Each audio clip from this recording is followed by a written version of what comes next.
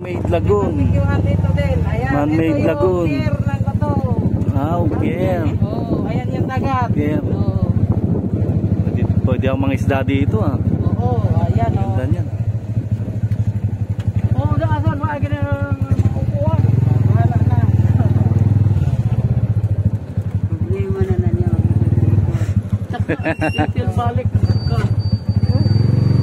Ano yan, tour guide? Si Zen. Ano? Sayang yung ano mo, yung bike ah. Pwede pala dito ah. Ay, namin na No? yung nagpunta sila dito, kinakain kami dyan sa barbecue. Ano meron doon sa dulo? Sabi kaya ngayon. Ano meron sa dulo? Yung meron ba yun?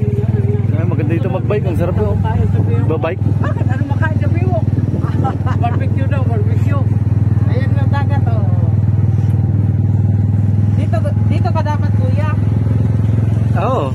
May ano ko dito eh. Saan nandyan yung ano nun? Kaya nga naligo doon no? Tingnan mo.